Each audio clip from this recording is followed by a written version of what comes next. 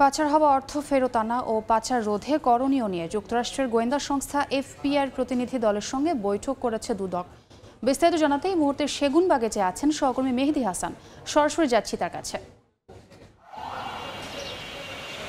প্রায় ১.৫ ঘণ্টাব্যাপী বৈঠক শেষে মাত্র কিছুক্ষণ আগে অর্থাৎ ১০ থেকে ১৫ মিনিট আগেই যুক্তরাষ্ট্রভিত্তিক ফেডারেল ব্যুরো অফ ইনভেস্টিগেশন অর্থাৎ এফবিআইয়ের গোয়েন্দা সংস্থার একটি দল আমরা দেখেছি কিছুক্ষণ আগেই এই দুর্নীতি দমন কমিশন থেকে কিন্তু বেরিয়ে গিয়েছে। অর্থাৎ তারা যে বিষয়গুলো নিয়ে আলোচনা করেছে সেই বিষয়গুলো যদি একটু জানিয়ে রাখি, যদিও এফবিআইয়ের যে প্রতিনিধি তিনি কিন্তু আমাদের সাথে সরাসরি কথা বলেননি, তিনি গণমাধ্যম কিন্তু এড়িয়ে গিয়েছেন।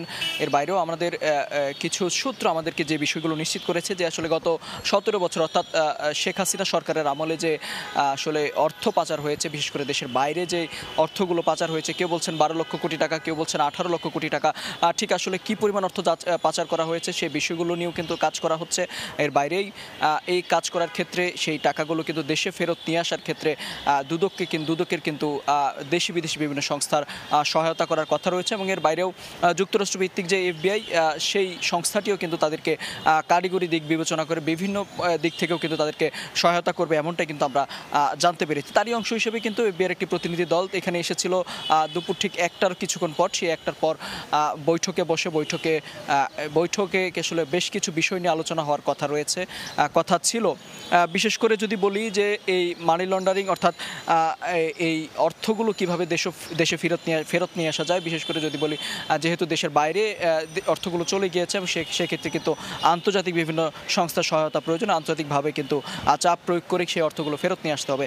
সেই এফবিআই আসলে কিভাবে দুদকের পাশে থাকবে, কিভাবে এই অর্থগুলো ফেরত নিয়ে আসতে তাদের ভূমিকা কি থাকবে, সেই বিষয়গুলো নিয়ে কিন্তু প্রাথমিক আলোচনার কথা ছিল এই বৈঠকে। তবে এখন পর্যন্ত আমরা সুনির্দিষ্ট করে আসলে জানতে পারিনি আসলে কি নিয়ে মূলত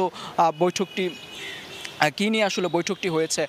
এর বাইরেও অন্তর্বর্তীকালীন সরকারের যে আসলে টাকাগুলো ফেরাতে টাস্কফোর্স গঠন করা হয়েছে, সেই অর্থগুলো আসলে সেই টাস্কফোর্সকে কীভাবে সহায়তা করবে সে বিষয়টি নিয়ে কিন্তু আলোচনা হয়েছে। তো এই সেগুনবাগিচার আসলে এই দুদকের প্রধান কার্যালয়ে এখন পর্যন্ত আমার কাছে ছিল এই সবশেষ তথ্য।